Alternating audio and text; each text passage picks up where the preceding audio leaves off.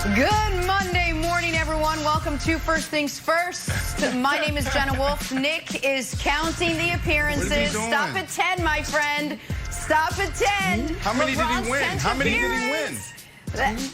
We're already in. Brandon Marshall, Kevin Wilds. Oh, we're counting again. 4 is the answer. It's about to be we, to answer Brandon's question. we're gonna count LeBron's accolades momentarily, but it was an absolutely wonderful weekend of football, so we got to start in the NFL. So be patient, Nick. I promise we're going to get to LeBron. Let's start with some Packers Saints. No biggie, only two of the best quarterbacks to ever play the game. Rodgers, Breeze, and while both Rodgers and Breeze played up to their billing, the Packers offense looked amazing for the third straight week, and they did it all without Davante Adams. Rodgers throwing 3 touchdowns as the Packers remain undefeated with a 37-30 win over New Orleans. Here is Aaron Rodgers on Green Bay's hot start. You know, again, I've said it a lot, but I feel so much more comfortable in the offense this year, and I think Matt, has really settled into the rhythm of the play calling, and it's made my job a lot easier. All right, Brandon, let's start with you. This has been I don't want to call it a surprise, but it's nice to see the Packers back in the conversation. How scary is this Green Bay offense when you got Aaron Rodgers and Matt LaFleur, these two sort of clicking the way they have been? Extremely scary, Jenna. But you know what else is nice to see is Aaron Rodgers. I don't know if it was just me, but last night watching the game, it seemed after every single play Aaron Rodgers was smiling. When's the last time we saw that, right? I mean, we got to go back to before Matt LaFleur came in. There was a lot of talk about this guy's uncoachable. There was a lot of talk about Matt LaFleur coming in and getting this guy in check. So when you look at their record, did they have success? Yes. But when you see Aaron Rodgers happy and then really embracing this offense and leading this team to a potential championship, you got to think about the moment last year when Aaron Rodgers was like, okay, this guy's coming in to put me in check. I'm a Super Bowl champion. I'm an MVP. So you got to think about how that dynamic played out. So last year seemed like, X's and O's was clicking, but the chemistry wasn't there. And them having a year to build, them having this offseason to really break down this offense and Aaron Rodgers really give his input, it's showing that it's going a long way. I just think about Aaron Rodgers outside of the locker room, outside, off of the field, being totally comfortable. And you're seeing that. If these guys can continue to build this relationship and click on all cylinders, this is a scary Packers team, Kevin. And, Brandon, I'll take it a step further. There's a great NBA quote, David Fizdale, take that for data.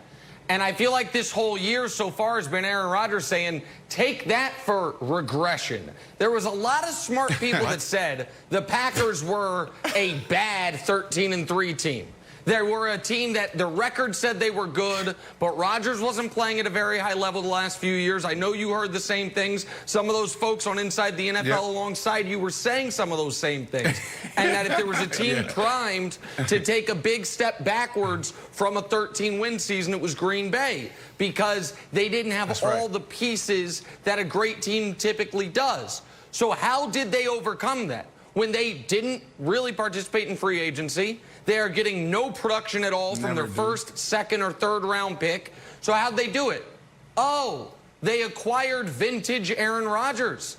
They got 2015 Aaron Rodgers. They got peak of his powers Aaron Rodgers. And if you have that, everyone is in trouble. And Brandon, I want to throw it back to you quickly here. The other thing that was on full display last night is we're all kind of learning how, not bubble ball, but how era of pandemic football with no fans in the stands or limited fans in the stands is going to work. And Aaron Rodgers' hard count in these dead quiet stadiums is a superpower. I mean, you saw him draw them off sides. You saw him get the free play. And, I mean, that's almost more valuable in an empty stadium than in a home stadium where there's still kind of the murmur of the crowd. So he's going to be able to do that. He seems to be feeling great. He knows the offense. He did it last night without Davante Adams. Brandon, it feels like he's just clicking on every single cylinder right now. 100%. I mean, and for me, it's less about Aaron Rodgers. You can have 200,000 people in the stands, and he's going to perform at a high level. He's just that type of talent. He's that type of guy. It's about the guys around him. You just talked about not having his number one guy, Adams, involved last night. And to me, it's for those guys. Like, think about those young, talented wide receivers. There's a lot that you have to deal with going into a game. You're going into New Orleans. You want to see Bourbon Street. You want to walk into that stadium and it's rocking. You got people with beads on. They don't have to deal with that. It's all about football for them, and that's why you're seeing these guys perform at a high level. Last year, without Adams, when he had that toe issue, these guys looked like they were young. They looked like they were rookies. Yep. They looked like they were playing bad. They were playing bad. So, Kevin, I enjoyed watching Aaron Rodgers last night. This is only going to get scarier.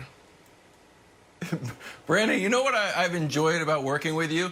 You were a great player, but you're not afraid to get distracted a little bit. You were talking about going to MetLife Stadium, and you saw the fireworks, you're like, oh, fireworks. And now people with beads on, you're at the stadium like, oh, a guy wearing beads, check it out. Like, get focused, Brandon. Brandon, get focused. Nick. That's a big deal. You got to think about that. You too. There's a lot that goes on before the game. All the hurricanes, the big drink, it's such a tall glass. Yeah, so you know. Nick, I'm not quite ready to offer an official apology to the Packers, but I am in the Hallmark section, the apology section. I'm flicking through the cards here. Mm-hmm. We were just killing them for these draft picks that you mentioned. Like, you got to give him weapons. He needs weapons now. They look fine. They put up 43, 42, and 37 last night. These weapons look fantastic. Yep. It's not even counting Adams. So, like, are you ready to say, hey, maybe this draft wasn't as big of a disaster as we were making it out to be earlier this year? Oh, absolutely not. No. Because the problem wasn't that they didn't draft a wide receiver. The problem was they traded up in the first round to draft a player they hope never sees the field. And then in the second round, they drafted essentially a rich man's fullback. And in the third round, they drafted an H-back, Josiah DeGuara. So, like, those three players, Love, Dillon, and DeGuara, have combined for less than 50 yards on the season. And Love, of course, is going to continue to be, a game day inactive. So they are doing this despite the fact that they're not getting impact from the first-round picks. And I already know, Jenna, the narrative is going to become, and we saw a little bit of it last week, oh, they spent that first-round pick on Jordan Love because what they were purchasing is Aaron Rodgers' anger, Aaron Rodgers' vintage focus. Aaron that Rodgers. Is revisionist media manipulation. That's already out there, It's Nick. Nonsense. Nick, right. But they draft. Nick, that's already. I know that's it is, Brandon. there, It's crazy. It is a way to justify what is going to look like an unjustifiable pick. You're right, but who cares? Look at the Aaron Rodgers that we all get to be entertained by now, week in and week out, at least through the first 3 weeks. All right, the Green Bay Packers remain unbeaten 3 weeks into the season after a win over New Orleans. We'll switch gears. Did Dak Prescott's 3 turnovers yesterday cost the Cowboys the football game? That's next. It's First Things First. Compose ourselves. Talk some Cowboys Seahawks. That would have been better in slow motion. This game, guys, was must-watch. This was must-watch start to finish. Brandon, you said Friday the Cowboys had to clean up the turnovers. They didn't. Dak had 2 interceptions and a fumble. Brandon, you said Friday they had to take away the deep ball. They didn't. DK Metcalf burned him deep. And when it came time for that 2-minute drill, well, Russ had it. Dak did not. Seahawks win this one by a score 38-31. Brandon, needless to say, you called this start to finish. You were right. Cowboys should have listened to your keys to the game. What do you think went so wrong for the Dallas Cowboys yesterday? What went wrong? You just said it. They didn't listen to me. They obviously don't watch our show. If they did, they would have corrected these things. Number one, there's no way you can win in the National Football League if you don't win a turnover battle. Look at that. And not all of those interceptions or those turnovers were on Dak. Two of them actually was on the team. Number one, the first pick to end the first half, that was on Amari Cooper. He got off the ball late. He ran a sloppy route. I don't know if it was a bang 7, which was a skinny post, 7 steps, take 45-degree angle to the near upright, or if it was a 15-yard in cut where he's supposed to come directly down the line. Outside looking in, it looked like that was on Amari Cooper. The fumble, that's on the offensive line, and it's on Dak. That last pick is on Dak, but you cannot win in a National Football game, in the National Football League this way. And the second is eliminate the big play. Like, have you not watched film on Russ and his crew? Exactly. This is like the Russ Air Show. You can't do it. They had 3 go for 20-plus yards.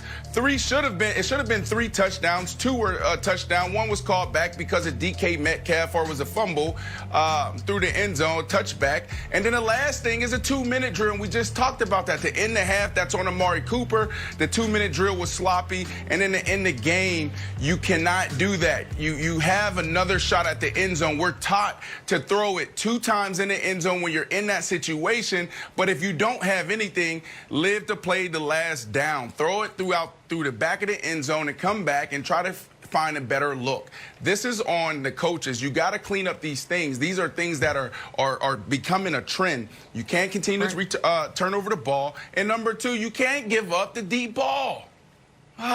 Brandon, it looked like this defense had never played a single game together. It looked like a game of pickup football. And it looked like they were in this game of pickup football. They had totally underestimated the below average size quarterback the other team had. Like, oh, he can't throw it that far. We can play up. How the hell do you let every single time the Seahawks need a big play, guys are running wide open? You laid out all the big plays. DK Metcalf could have had a touchdown. Their first touchdown, Tyler Lockett is running wide open. The short touchdown passes, guys are running wide open. But despite them failing all of your tests, Brandon, they had a lead late.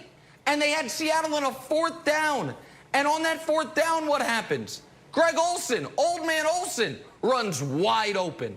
I didn't think this is going to sound crazy if you didn't watch the game and just look at the numbers. I didn't think Russ was that sharp. Honestly, I thought he missed some easy passes. But guys are running so wide open, he, of course, is going to hit these things. I don't know what Dallas was trying to do. It's like they were playing a team with a rookie quarter. You know what? It was like they had the game plan for the Chargers and Justin Herbert, where it's like, listen, they're going to do everything short. So we don't worry about guys getting behind you because they're not going to take the shot. And then all of a sudden they're just taking shots like, damn, we didn't expect that. This has been the whole story of the year. Let Russ cook is scheduled to be on the cover of Time magazine this week. We're already giving him the MVP. How do you not know this is what's coming? And Wild's special teams were a travesty again. They were awful in week 2. It got overshadowed because they recovered the onside kick. They got safety because of special teams errors. They missed 1 extra point and had another one blocked. And in the biggest spots, they come up the smallest. This is partially coaching. This is partially guys on the defense not knowing what the hell to do and not being able to execute it. But this is a disaster for the Cowboys, not to lose to Seattle, but to lose in the most predictable way possible because they let these speedsters get behind them, and on 4th and 3, they let Greg Olsen have a 15-yard radius around him of green grass. Yeah. So I've got a question for you, Brandon. How am I supposed to view Dak's game? This is the problem with, like, pay Dak his money. Another huge game, a ton of yards. But then you have a play like this that will go down in the stat sheet as a completion when this is a pivotal interception that he basically throws. So as a fan, how am I supposed to judge this? I'm going to say Dak played great, or are you counting this as another interception, although it's not officially an interception on the books?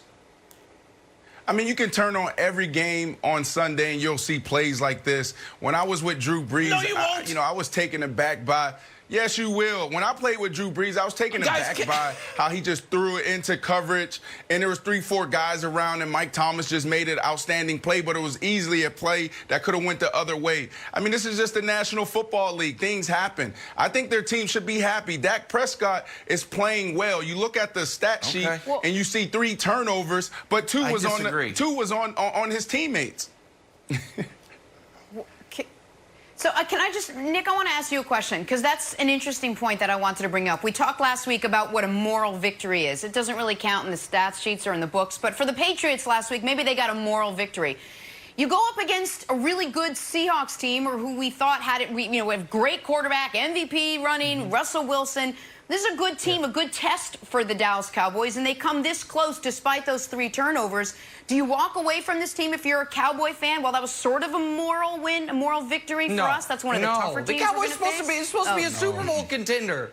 Sorry to jump you, Jenna. It's a legitimate question, and I know other people are going to be asking it. My reaction isn't to you. It's just to the idea of that. No, of course. Seattle's defense is dreadful. Okay? So, like, we saw how the Patriots kind of dink and dunk the ball down the field in their game this week. They're throwing the ball all over the field against Seattle. Dak is supposed to be able to make these big plays with the defensive breakdowns that Seattle had. And I'm not putting this on Dak. The 3 turnovers are abysmal, and I think Brandon's being nice in putting 2 of them on his teammates. I think receivers tend to blame. Brandon ran, for the audience that doesn't remember. No, Brandon ran amazing routes and was big and strong and boxed people out. So when other guys don't do that, he more often is to blame the receiver. That Amari Cooper, I trust you, ran a bad route. That also is not a great ball by Dak. Yeah. And it's the one thing you can't do in that spot last minute of the half is turn the ball over. But the Patriots had all these opt-outs. They got a new quarterback. They have the same weapons last year. They were not supposed to be a 12-win team. They also came into that game last week 1-0. The Cowboys lost week 1, Brandon, damn near, and maybe should have lost week 2, and then they let Seattle beat them. Here's the biggest problem, Brandon. They didn't make Seattle go to their second pitch. They let Seattle do exactly what they wanted to do, Brandon, the entire game. That's what's got to be the most frustrating for the Cowboys. I think the most frustrating thing is this team can easily be 3-0, and they can easily be 0-3. But these are easy fixes. They got to do 2 things. And right now we're talking about, are these overreactions? Now we're getting to the part of the season where these things are starting to become trends. And the trend that they're showing is 2 things. One, from a secondary standpoint, they can't cover. And they give up the deep ball. You can't win like that. And the biggest thing is the turnover. Like, that's the first thing we talk about when we enter into the National Football League. Job security, ball security is job security, yours and mine. Let me say that again. Ball security is job security, yours and mine. You can't do that. And those are the 2 trends right now that they can easily fix, but it starts with the coach standing in front of that team and saying, look, guys, we got to correct this right now. All right, well, Dak didn't do what Aaron Rodgers did yesterday and did. Rodgers was special, and now the Packers are too. It's next. First things first. All right, guys, let us play a little drawing a blank. I'm shaking my head about the poor guy. I know. I feel bad for him. I know.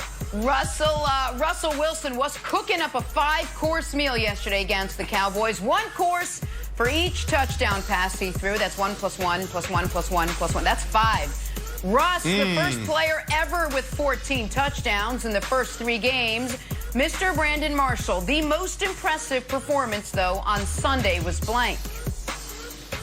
Oh, so many ways you can go here. I love the rookie, Justin Jefferson. He went off. Got to show some receiver love. Stephon Diggs went off. But you know what? I'm going to go to the veteran. I'm going to go to a place where nobody wants to go. Nobody wants to travel to the kicking game. Steven Gostkowski, 6 for 6. He struggled Patriots. Week 1.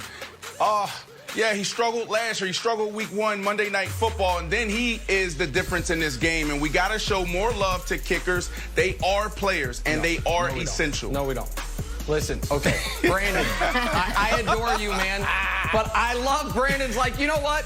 There's a place no one's going to want to go. Certainly no one's going to want to go on television. And that is a day after all this great NFL. Let me pull out Gostkowski. Like, there's a reason we didn't even play highlights. Our guys are like, do we even want to cut field goal highlights? No, we don't. Just let them say it and keep it moving.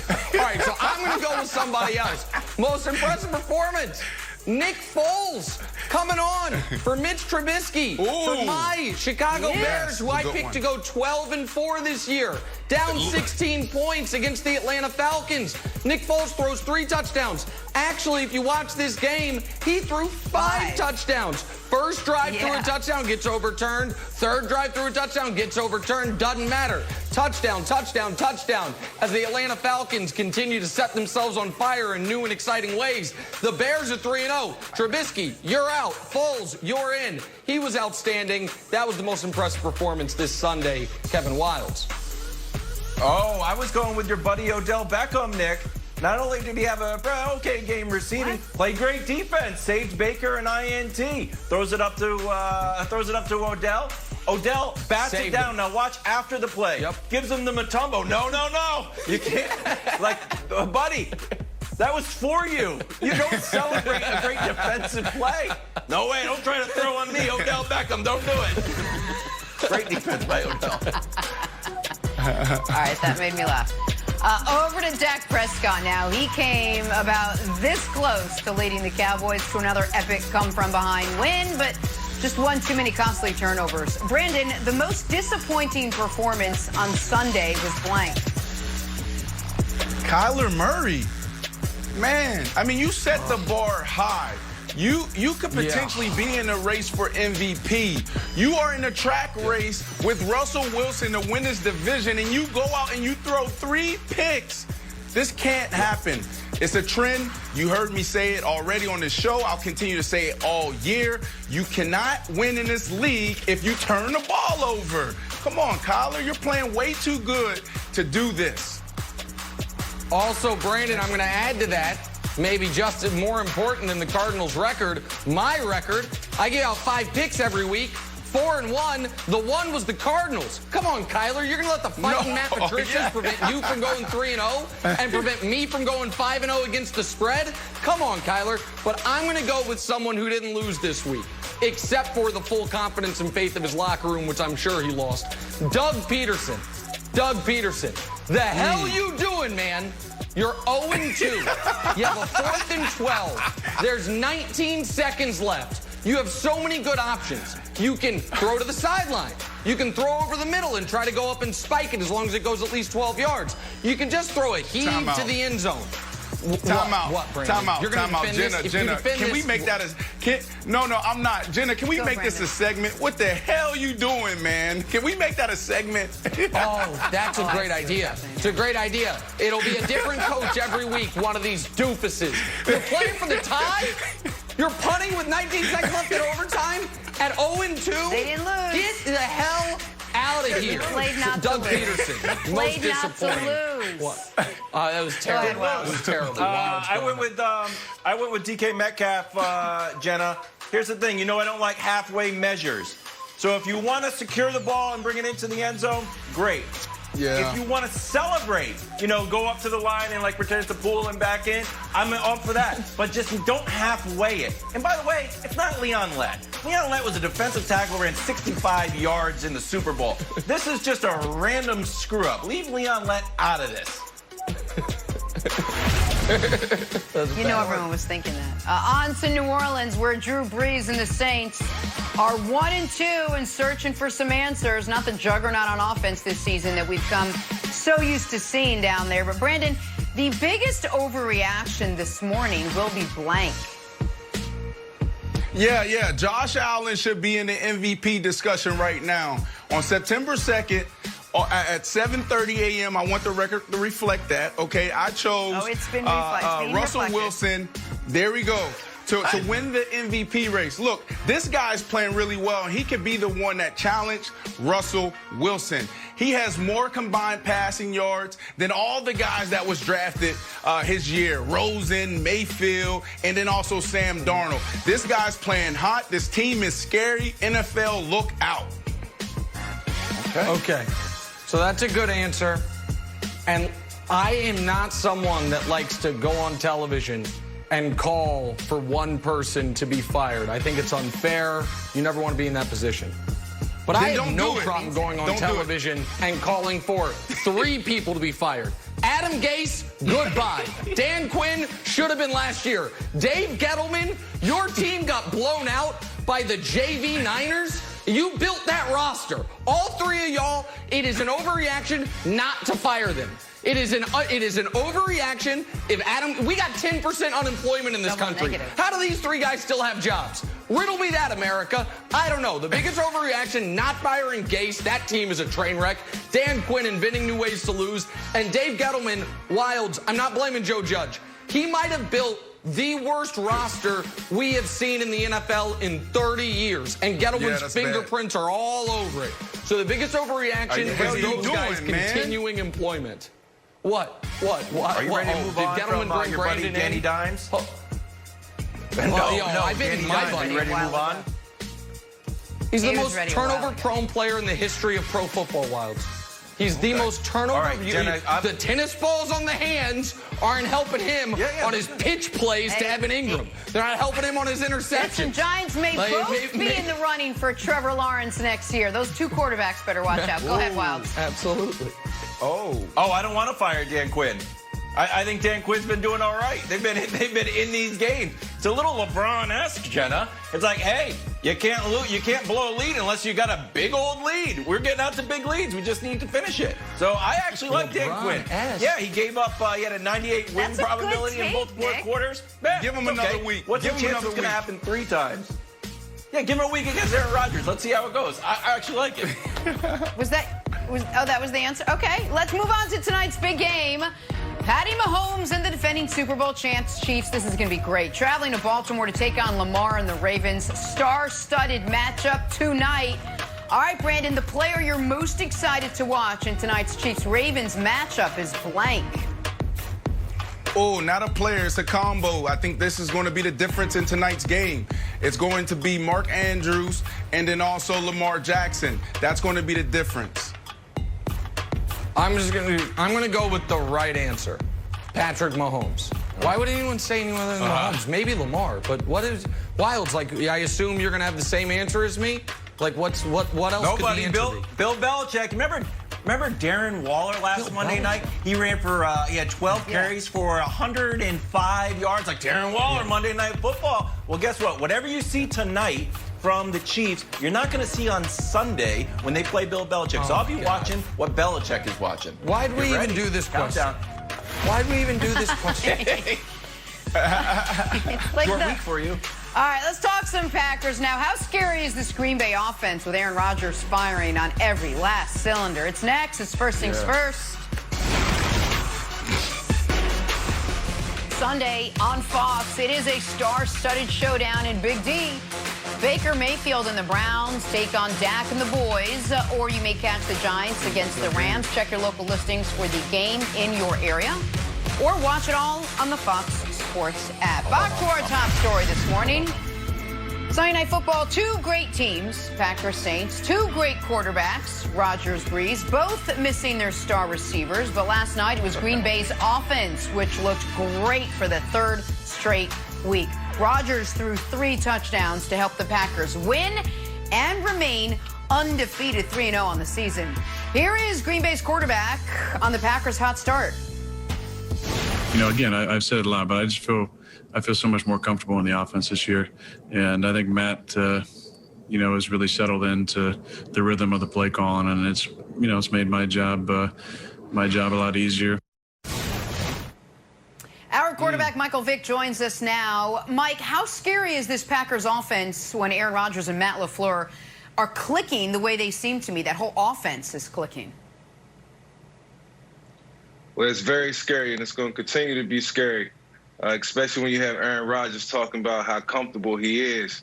And I can guarantee you this, throughout the week, on Tuesdays, on the day off, when Aaron Rodgers goes into that facility, him and Matt LaFleur sits down and they talk about what Aaron is comfortable with.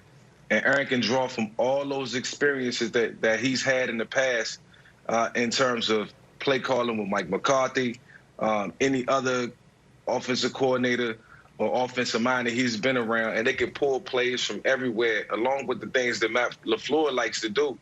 So the offense is going to continue to expand, and it's the reason why they've scored 30-plus points the last 3 games, or all 3 games this season, is because of the comfort level of Aaron Rodgers. And any quarterback could tell you, year 2 is always better than year 1. I played in multiple systems, and the second year I was always more comfortable. We might not have won as many games, but I knew exactly, what needed to be done in the offense, and I was much more comfortable running and orchestrating the offense. So it's only going to get better for the Green Bay Packers, because they're going to build off each and every win. They're going to build off each and every play call that they've had success with, and they surely kept New Orleans off balance last night. Mike, let's go to Atlanta when you had the braids and you were in your prime and you were just on top of the world. Just think about if a coach came in and he said, you know what, Mike, you're not coachable. We're going to be hard on you this year. How would you take that in year 1? You got to think about that. That's where Aaron Rodgers and this order. So in 2004, they introduced the West Coast system, and all the coaches from San Francisco, Greg Knapp, Jim Moore, they all came. And, we totally just canned everything that I learned with Dan Reeves for the first 2 years of my career. And it was difficult, but I knew in order to get better and in order to have success, I had to learn every single thing that offense was about. So, I kind of just threw my ego out the window, and, I paid but think close about what you attention. just said. But think about what you just said. You threw your ego out the window. We didn't see that last year. So and when you look at the game last night, Aaron Rodgers is smiling after every play. He was getting sacked. He was getting hit and getting up and smiling. A guy catch a 5-yard out and he was smiling. Yeah, he's having fun. Because I think we have to note that, and we got to think about where they were just a year ago. That they look good on in the record when you look at the stats and everything. But from a chemistry standpoint, it didn't seem like it was there. Now, from an X's and O's standpoint, I think Chris Collinsworth did a great job last night showing you why this team is deadly, why this offense can go down as one of the greatest offense we have seen, maybe ever. One of the greatest. I'm not saying the greatest, but one of the greatest. And the reason why is because look at Aaron Jones and the maturation of him going into year 4. This guy's one of the best running backs in the NFL. So you can run the ball. And then they're doing the same thing in the passing game that they're doing in the run game. And Chris Collinsworth did a masterful job of showing you this. If the run is working to this side and you keep going to this side and then you're creating the behavior in the defense to continue to flow to that guy. Action. There's some offenses that then play action to the opposite side. What are you doing? You just trained everybody to flow this way. And Aaron Rodgers, Matt LaFleur is doing a great job of marrying the running game and the passing game, and that's why they're so deadly, because they can run, they have play action, and they have multiple receivers that can catch the ball down the field. And I'll take it a step further, Brandon. It's Matt LaFleur's concepts with Aaron Rodgers' instincts. So Matt LaFleur is calling the plays, designing the offense, and then Aaron Rodgers going to the line of scrimmage and saying, okay, are we going to stick with plan A? Do I need to go to plan B? Are we going to stick with plan A, but I'm going to mix in 10 seconds of hard count in this dead silent stadium and make it almost impossible for the pass rush to either get off or get a free play? So right now, everything is working in perfect symbiosis. And Brandon, you mentioned, could it be one of the best offenses in modern NFL history? I don't know if they have the overall talent for that, but they do have the upcoming schedule for it. 3 of their next 4. Atlanta, that'll be a disaster for the Falcons. The Texans, they have a train wreck of a defense. And then, oh, wait, there's the Minnesota Vikings, who might have somehow all of a sudden the worst secondary in the whole NFC. So, this is a team that's averaging 41 points per game and is going to be able to keep clicking, which is, to me, going to lead to a confident Aaron Rodgers, Jenna. And with Aaron Rodgers feeling like this, the chip on his shoulder, last year they were this close to the Super Bowl, but really this close to the Super Bowl because they weren't as good as San Francisco. But now the Niners are banged up. The Packers are really, really dangerous right now, Jenna. So if the Packers come out of last night with confidence, how do you think the Saints are feeling? Where do they go from here? Here's Sean Payton after New Orleans dropped their second straight game. Take a listen. You know, we're 1-2 right now, and it's been a while since we've felt that, and yet 3 years ago we were 0-2. So, you know, a little bit of a gut check, and yet we're not playing well enough. You know, let's not fool ourselves. We're making too many mistakes, and we're not playing disciplined enough on both sides of the ball, and that's really just the truth. Look, Brandon, we had a couple questions coming into this game about this team. Which Drew Brees were we going to see? And we did see a better Drew Brees last night, but that offense and that defense especially left a lot of questions. How worried should Saints fans be this morning after what they saw last night? This game or this season? Remember, we had this discussion before the season even started, and what we talked about, and one of the things I threw out there was, you know, I'm not concerned about them in the regular season. What I'm concerned about is when they get to the postseason and everyone has the playbook and know how to stop this team. And what I said was, all they do is go to 41-13. Alvin Kamara and Mike Thomas. Alvin Kamara Mike Thomas is not there now that he's being exposed. He is so uncomfortable throwing to anyone else. It's unbelievable. I don't understand it. I don't get it. A lot of people rip me for this, but I couldn't understand why their team is set up this way, because they have the offense. They have the philosophy. They have the quarterback. They have the play caller. They have the creativity to get other guys involved. If you look at the first 3 weeks, 43% of their targets went to those two guys. Week 2, it was like 42. In week 3, or yesterday, 43% of the offense went through Kamara. Like, are you that uncomfortable to get other guys involved, Coach Payton? Are you that uncomfortable to step back and let it rip Drew Brees? There were so many times where Sanders was open on a 20-yard in cut. They set up the play action perfectly. So I don't understand it. I think everyone in New Orleans should be worried.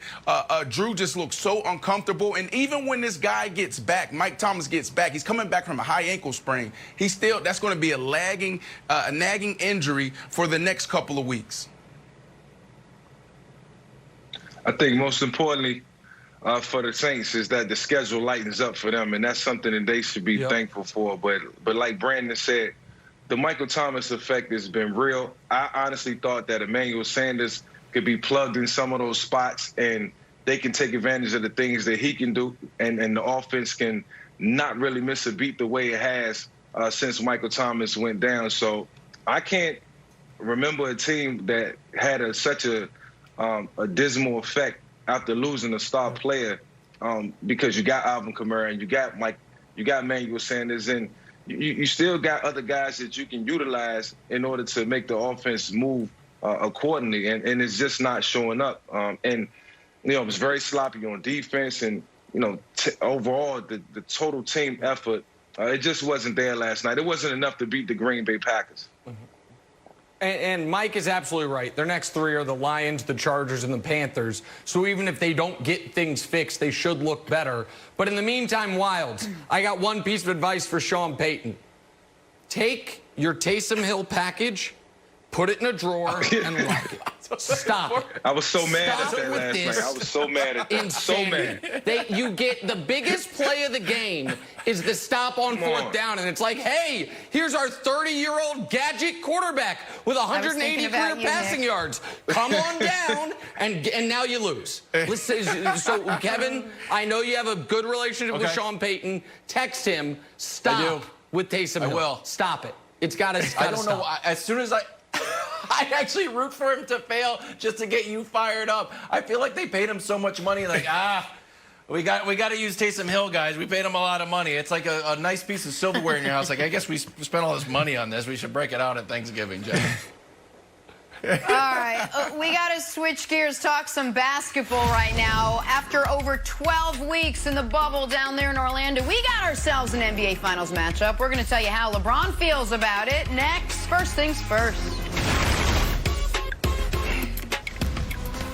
Back here, first things first, the NBA Finals are finally set. As many predicted, the Lakers will rep the West, that after they closed out the Nuggets. As few predicted, the Heat coming out of the East, that after Jimmy Butler helped close out the Celtics yesterday.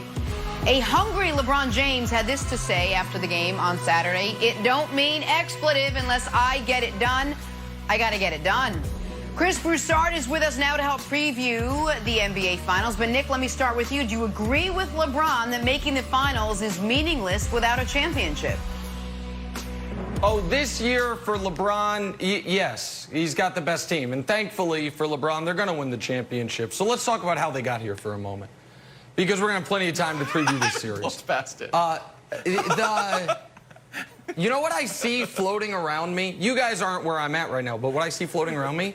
The ghosts of narratives past. He won't do it out west. He's going to LA for the movies.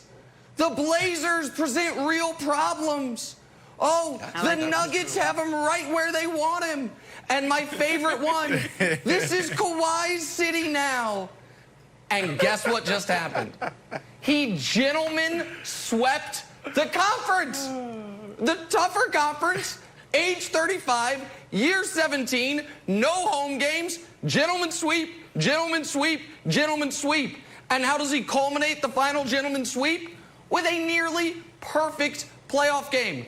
38, 16, and 10, more fourth quarter points by himself than Paul George and Kawhi had second half points combined in their meltdown against these Nuggets. And reminded those out there that ever had any doubt, oh yeah, there's a rule. There's a few, there's rules, there's death, there's taxes, and there's this. If LeBron James is healthy and you want to win a title, you got to go through him, and he'll meet you at the finals, and we'll see how it goes. So, yeah, listen, Broussard, they got to win the title, but they're going to win the title, just like they were always going to make the finals, just like LeBron was always going to remind everyone he's still the best player in the world, and the gap between 1 and 2 is bigger than the gap between 2 and 10 right now. Oh. Look, Nick, just about everything you said was right on the money, except the West narrative. The notion that everybody was saying, oh, LeBron couldn't do it in the West. And, yeah, there was a little of that, but you act like, and this is to take absolutely nothing away from LeBron, but you act like he went to the Lakers by himself. Okay? He did just add a top 5 player in Anthony Davis. Okay? So this notion that LeBron's in LA by himself, no, it's not. But I'm just saying, we're acting like LeBron just went to the Lakers with Rodney Hood and Kyle Korver and the guy, George Hill, the guys he was playing with in Cleveland, and won the West. No, he added Anthony Davis. Takes nothing away from LeBron. But just that's a part of the narrative, too. Now, LeBron knows the deal. He's right on the money. Nick's right. They're going to win it. But LeBron's right in saying it don't mean jack if we lose. When you've been to the finals 9 times, especially when you've lost 6, getting back means nothing. This, if LeBron somehow didn't win this championship, it would be one of the worst, biggest upsets in NBA history. It would rival the Dallas loss in 2011 as the worst of LeBron's career, if not surpass the Dallas loss. That's how overwhelmingly favored the Lakers are, because they've got the 2 best players in the series by a mile. They've got the most experienced roster by a mile. They've got the more talented roster. They were the better team all year. They're facing a freaking 5th seed from the East. This would be a colossal failure if LeBron and the Lakers didn't win it, and they will win it. But luckily they will win it. And Brandon, I do think we have gotten to such an odd place with LeBron where we are just glossing over. In his last 9 healthy years, he's made the finals every single year. He just made his 10th finals.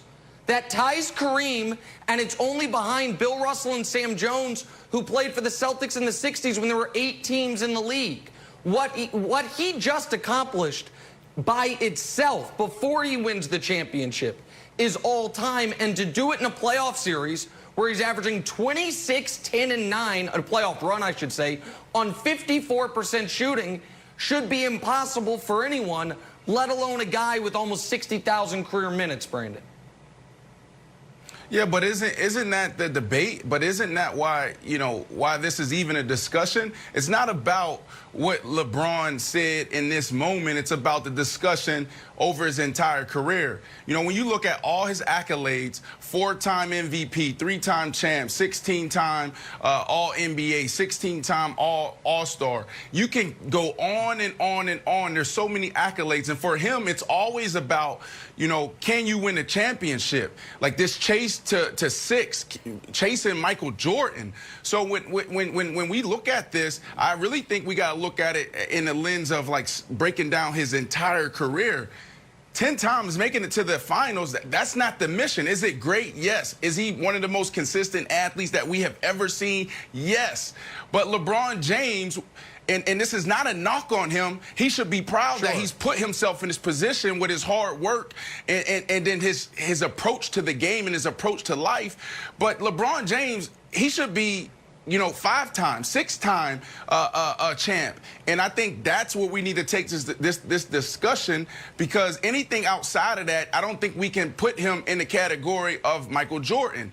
Now, if he wins this one, now we're talking like, okay, there's no discussion, because I do believe with AD, and if AD stick around, I think they can get another one. And if that happens, he's the greatest of all time. Sure. Oh, he's already the greatest of all time. But sure. I guess I'll throw agree. it to you, Nick. Slow down, Nick. No, I just don't. Look, if he wins this one, which he should, he'll be 4-6. So it's fine, but I don't think it really moves the GOAT conversation one iota. I don't think, Nick, honestly, not one person from the Jordan camp is going to say, oh, 4.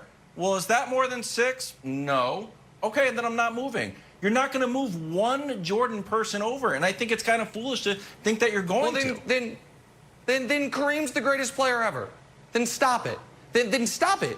Because Kareem's got the same number of firsts and more skills. Kareem's got 6 rings, and he also went to the finals 4 additional times. And Kareem's got more points. And Kareem's got more MVPs. And okay, he's got 6 league MVPs. Most of them. Sure, he's just got 6 league MVPs more than anybody, but nobody makes that argument. I am not going to spend this morning counting the rings. It is an old, trite argument, because Michael Jordan, the statue that still exists in Chicago outside of the old United Center, do you know what it says? The greatest to ever do it. That was put on there when he had 3 rings, because folks watched him and were like, damn, he's just better than everyone. But Magic's got 5. So what? But Bird's got 3. Shut up, Jordan's better. But Kareem's got 6. Russell has 11. Doesn't matter, Jordan's better. That was the narrative in 1994 when he had 3. The idea that when LeBron is about to win a title with L.A., and folks can gloss over the fact, Broussard, that the narrative was, oh, he's no longer that focused on winning. He's focused more on his family being happy and movies and the TV shows and his new version of Plinko with Maverick on NBC. That was all out there. He's focused on Space Jam. And now he's going to win the title. And because it's the only card you have to play, the only card they have to play is 6 rings. 6 rings. I don't know. Listen, 6 rings. It's the only card left. Because wait, that's not the only card. You're talking about Michael Jordan.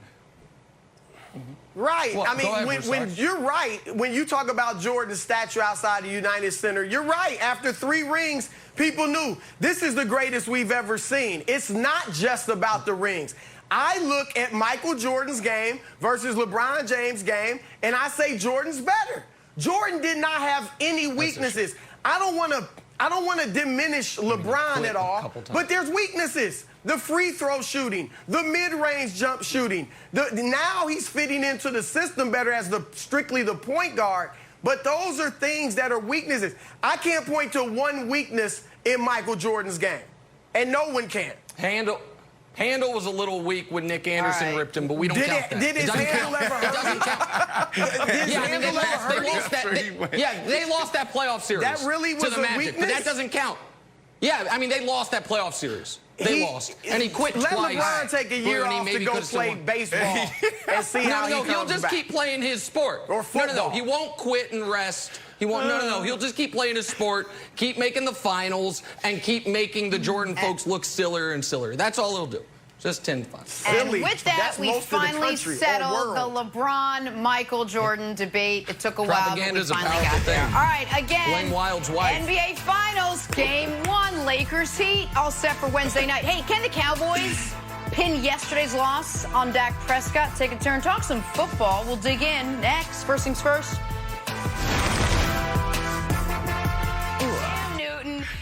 He and the Patriots rolled over the Raiders yesterday. Big second half from the Patriots rushing attack. Not the super stat line we saw from Cam the first 2 weeks, but another win for New England nonetheless. That's kind of what they do. Brandon, were you surprised the Patriots were able to handle the Raiders with a subpar performance from Cam Newton yesterday?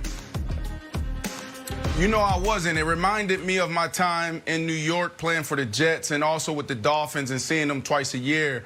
And also playing in the AFC. And you know, when you go into Foxborough, you got to be near perfect to come out with a win. And I know Tom Brady isn't there. You know, before the game, you see him run out and run to the end zone and do his little fist pump with two other quarterbacks trailing. And then the muskets go off. And you're like, wow, that's Tom Brady. That's the GOAT. You know, but he's not there. Okay? But Bill Belichick is. And when Bill Belichick is there, you know exactly what you're going to get. You're going to get a well-prepared team. They're going to play great situational football. They're going to play great on special teams. They're not going to beat themselves. So when you saw Cam do that, I said, you know what? This could be interesting. But then when you looked on the other side of the ball, you had the Oakland Raiders turn it over 3 times. And that reminded me of a time when we were actually in Foxborough, when I was playing for the Jets. We had an opportunity to go up 2 scores and pretty much put them out of the game. And I had an opportunity to catch this back shoulder, which would have pretty much solidified the game. I dropped it. And I remember walking back to the sideline, sitting down and just thinking to myself, this game is over. I just blew the team. That was my opportunity to win the game, and I lost it. And people were looking at me like, Brandon, are you okay? And I was just in this deep haze because I was just thinking about that moment. And what happened? Tom Brady drove his team down, won the game, and then I was on the plane ride home just so disappointed in myself. One of my lowest moments ever because I had an opportunity to go in Foxborough and do something that's damn near impossible. There's nothing better than going into a game and not having to do everything. And I think that's what Cam had at his disposal yesterday. He didn't have to go out and be Superman. He didn't have to go out and throw 3 touchdowns. He didn't have to go and rush for 150 yards. It was a total team effort on both sides of the ball, and that's what you're going to get from the New England Patriots. And we always talked about the offense for the first 3 weeks of the season. Now let's talk a little bit about the defense, because the Oakland Raiders and Derek Carr, they was hot. They was hot. They beat the New Orleans Saints, and they won in week 1. And they looked really good, and everybody was praising Gruden and the offense, and they come into Foxborough, and they didn't get it done. So it was the total team effort, if you ask me, and that's what Cam can benefit from. That's what this team is going to benefit from. That's why I got them as AFC contenders, and you got to take them serious. Correct. Wilds. Yeah, buddy. This right here, this is the benefit of having the GOAT coach. It's just, and it's irritating if you root for any other team. It's like, hey, Darren Waller, he's an unbelievable story. The best player on Monday Night Football. Did he play yesterday? Might as well. Right. I mean, he did, but barely. Listen, I haven't been grinding Raiders tape, but Belichick and McDaniels obviously were. And guess what they figured out? This team is susceptible in the screen game, and they can't defend the run. So guess what? We're going to throw 1,000 of those annoying, stupid little screens to Burkhead. And we're going to hand the ball off to Sony Michel again and again. And we're not going to stop doing it.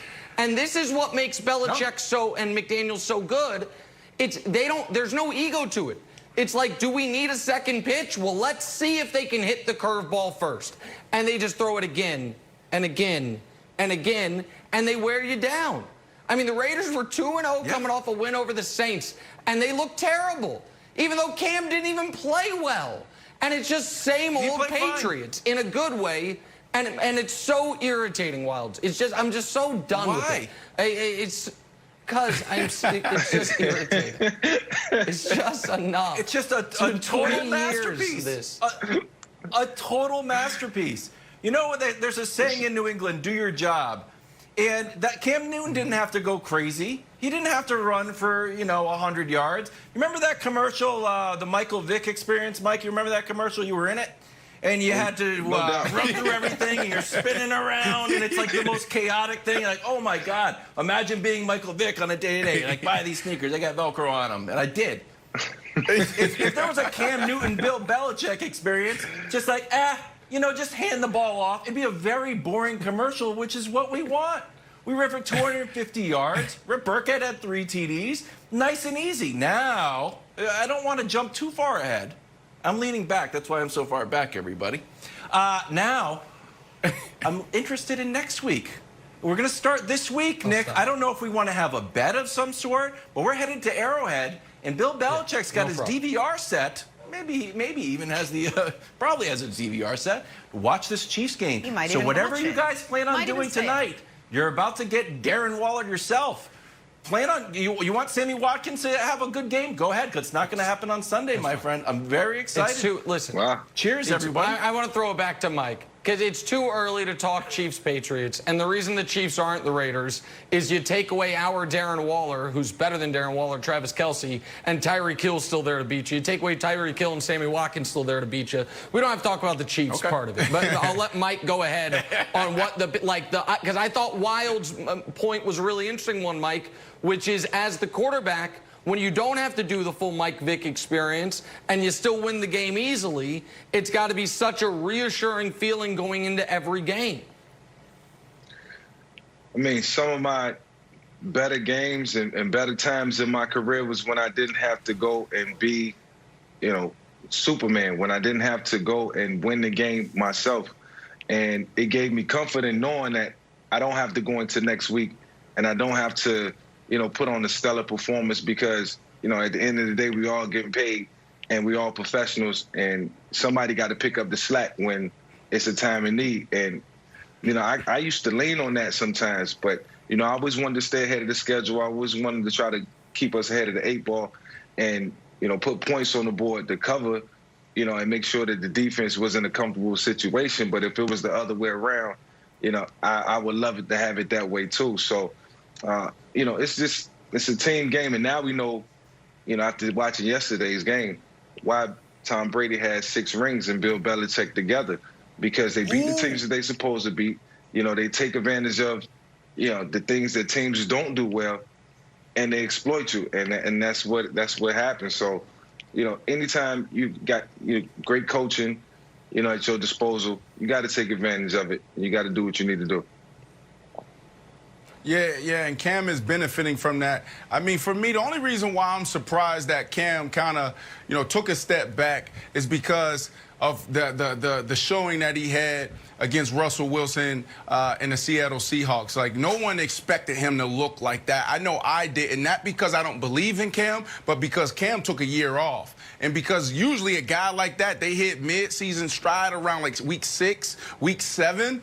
So for him to come out in week 2 and look the way he did, that's why it was surprising to me to see him not as fluid in an offense. But to your point, Mike and Nick, when you have Bill Belichick and you have a total team around you, you can afford to have games like that. You can afford to have plays like that. And it wasn't like he played terrible. He just missed a few things. You go from being lights out.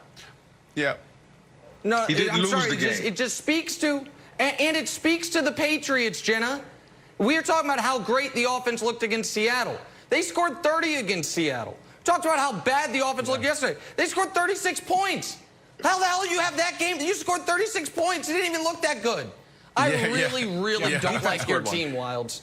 Thank God the Celtics found a way to underachieve again. I'd be really upset this morning. I know it's too soon, but it's going to be fun to preview a little Patriots-Chiefs coming up in week 4, but we'll pump the brakes on that just a second. Hey, guys, can we please toss yet another name in the hat for MVP this season? Aaron Rodgers making quite a case for himself in the early going. Packers, Russell, Saints, no. next. Yes, my friend. Next. This is yours. Sunday on Fox, it is star-studded showdown in Big D. Baker Mayfield and the Browns taking on Dak and the Cowboys. Or you may catch the Giants versus the Rams. Check your local listings for the game in your area or watch it all on the Fox Sports app.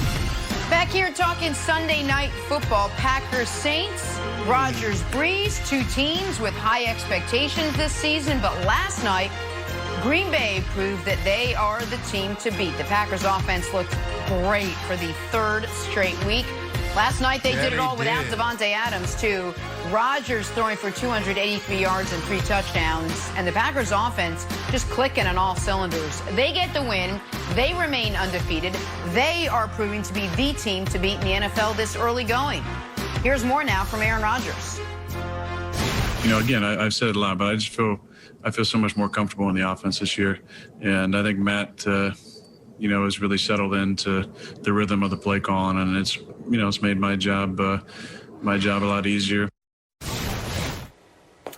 All right, Brandon, how scary is this Packers team, this Packers offense, when Aaron Rodgers and Matt LaFleur are clicking the way they are right now? Super scary. And I'm not one, Jenna, to be scared of a hot take. So I'm going to go out there, or a big take. I'm going to go out there and say something like this, right?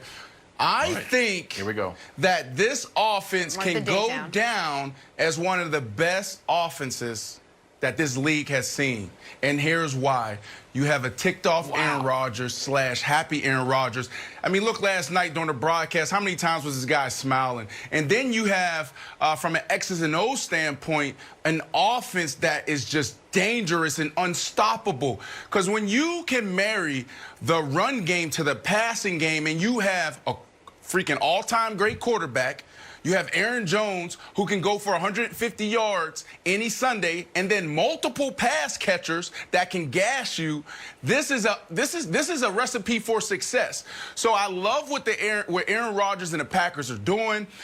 This is the type of offense I would want to be in, an offense that is balanced, that can run the ball, and then when you go play action, it looks the same. Just think about some of the great teams in the past that's done well with this. You go back to the Falcons when they made it to the Super Bowl. What did they do? They had 2 running backs. They did the play action with Coach Shanahan, and then they had some pass catchers. And then you can go on and on and on throughout the years, seeing how well this recipe works for guys. So I'm excited to watch these guys continue to develop. Adams wasn't there last night. Aaron Rodgers just seemed like a happy guy, and I can't wait to continue to watch. After the show, Nick, I'm going to go to CVS, and I'm going to go to the card section, and I'm going to get my mom a birthday card just to be early on it, just so I have it. You don't want to miss it. Then I'm also going to go to the GM apology section. It's a very small section, and not all CVSs have them. And get the card that apologizes to the Packers for their draft picks and for us ripping them on this show for 2 weeks straight while there was no sports, because they're doing fine. These guys are doing fantastic. They put up 43, 42, and 37. And you and I, buddy, we were partners in crime, saying the Packers are not supporting Aaron Rodgers. The Packers are wasting his talents. He's just a seed planted on arid soil. And you know what, guys? Check your mail, because you're going to get a card from old Kevin Wildes apologizing because your offense looks great. Wildes, you're making a, dare I say, rookie mistake, which is the on-television preemptive early apology. So this happened, by the way, if you remember, Daniel Jones. You guys know him, the most fumblingest quarterback in NFL history, most turnover-prone quarterback in NFL history. No. He got ripped. Gettleman got ripped when he drafted him. Daniel Jones came in the game against Tampa last year and won it. And that entire day on all the networks was an apology tour. It was people saying, oh, my God, I'm so sorry, Daniel Jones. I should have never doubted you. There was one person who held out. It was called a hater. Your boy, Nick Wright. I said, no. What I thought about him a week ago, I think about him today. I don't care that he ran 15 yards down the middle of the field to beat Tampa Bay. And now it is being proven out. We are not apologizing to Brian Gutekunst for drafting a first-round pick that has not seen the field, a second-round pick that has 20 more rushing yards than I do, and a third-round pick who has 20 more receiving yards than Brandon does. We're not apologizing. The fact that Rodgers and LaFleur have overcome it does not mean it was the right decision. So I'm not apologizing there. But to Brandon's point about how dominant this offense can be, Davante Adams didn't even play yesterday. The Saints defense, I think, with Cam Jordan, Malcolm Jenkins, and others, is actually pretty good. And what they have coming up, Atlanta, Houston, Minnesota again. Though, I mean, that's 3 of their next 4. They could be at the midway point of this season averaging 40 points a game. Like, that is absolutely on the board right now. And what I think you have, Brandon, is you've married the LaFleur system with the Rodgers improvisation, and the most deadly play in the entire NFL is the Aaron Rodgers free play. And he's going to get more of them this year than ever before because every stadium is silent. And so there's just to me, it is a bit of a perfect storm for Green Bay right now. And to beat New Orleans, Jenna, when they don't have Davante Adams, and to do it like that, I thought was really exceptional. All right, let's finish up this morning talking about our top story, last night's game, yesterday afternoon's game, rather, Cowboys-Seahawks. That's on Cook. About letting Russ cook. He was a master in the kitchen, 300 yards, 5 touchdowns. He was like his own Wolfgang Puck. We wanted to see Dak come out fast, and he did, but 3 costly turnovers from him. That ain't great. Seahawks win. They improved to 3-0, while the Cowboys fall to 1-2. All right, Brandon, you're whoa-whoa-whoing me. Were you more impressed with Russ and the Seahawks or disappointed in Dak and the Cowboys? Well, to answer your question, I'll be respectful, okay? No, I expect this from Seattle Seahawks. I picked them to go into the Super Bowl, so I'm not going to go away from that. I expect this. I'm more disappointed in the Cowboys because there's some alarming trends happening. But I'm saying whoa, because you just said, oh, those are on Dak. I don't see it that way. I don't see those 3 turnovers on Dak. I believe the strip sack fumble, that is on the team. That's on the offensive line, and that's on Dak. And then when you look at that pick and on Cooper, as a wide receiver, after this play, I'm coming back to my quarterback saying that's on me. 2 things happened on this 20-yard in cut.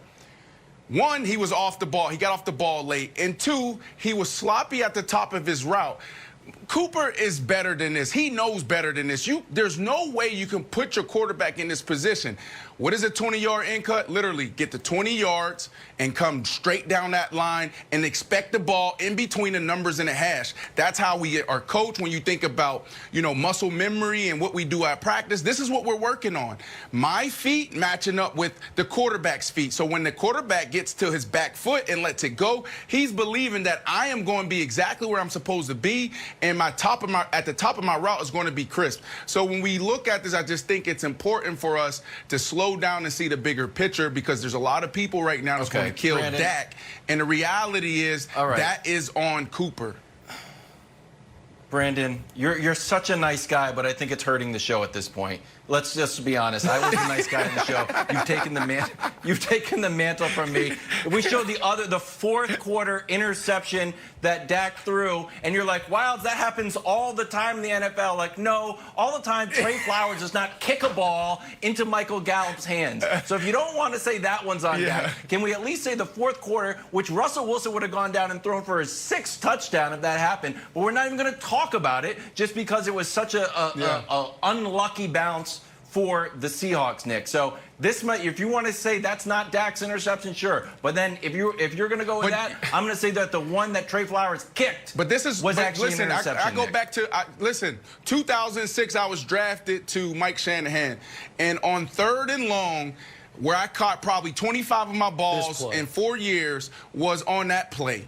And when you talk about being in sync with the quarterback, you have to be able to run this clean. He feels pressure outside with Griffin. He also sees the safety coming down on him, closing hard. You have to almost turn that route into a 18-yard curl. So that's why I say this is on the pass catcher. But it is fair. Hold on. But it is fair to say, even if we're taking this one away, the one that went down in the books as a completion that Wilds is talking about on the near sideline, that one very easily could have and should have been an interception. So, like, I understand Wilds' point. Yes. I want to talk about this. Listen, this was the matchup, Brandon, between our two Super Bowl picks. And right now, your pick looks awesome, Seattle. My pick looks like a tire fire defensively and on special teams in Dallas. The only thing really saving the Cowboys, if we're being honest, is what Dak Prescott has been able to do to keep them in games despite having 3 turnovers in the first quarter as a team last week and having 3 turnovers by Dak this week. But I want to talk about your Super Bowl pick for a moment, Seattle. Do you know what this Seattle team reminds me of? The 2018 Kansas City Chiefs, a team whose offense can be nearly unstoppable, but that defense is going to let people move up and down the field at will. If I were you, my concern for Seattle has nothing to do with Russ, has nothing to do with the offense, has nothing to do with whether or not they're going to let him cook. They're going to let him cook. It's can the defense stop anybody? Because as Wilds pointed out earlier, they were a yard away from losing New England when Russ played perfect. And yesterday, they needed to pick up a 4th and 3 in a game where Russ already had 4 touchdown passes and Dak had turned the ball over a handful of times in order to win that game. That Seahawks defense, Brandon, right now looks very, very susceptible to giving up big plays, not like Dallas does, but that's the weakness right now without question. Yeah, they'll settle in. They got to find someone that can get to the quarterback. You lose Bruce Irvin to a knee injury, ACL, and then also Blair goes down there banged up in the back end. You know, those are things that they can correct. They just got to figure out this over the next couple of weeks. Now, will they be the Legion of Boom? Probably not, but they shouldn't be giving up big plays, and they shouldn't be getting gashed. I expect Coach Carroll to clean that up. All right, last minute of the show, I want to talk about getting your X factors for tonight's big game, Chiefs, Ravens, Monday Night Football. Brandon, back to you to start first. What is the X factor here? I think it's going to come down to the tight end. I think it's going to be a great game. I like the Baltimore Ravens, but I got to go with Mark Andrews. That's who I got to go with. You know, the running game's going to look nice. Play action's going to look nice, and I think the difference maker is going to be Lamar throwing it to his tight end. You know what? I'm very susceptible to guests on the show. And the last guest we had on the show from these teams was Mark Ingram. So Mark Ingram, the big X factor today, Nick. Listen, the Chiefs are not going to be able to stop the Ravens' rushing attack. Their only hope is to outscore them. This was one of the 2 games I picked the Chiefs to lose this year. The X factor, though, is Patrick Mahomes.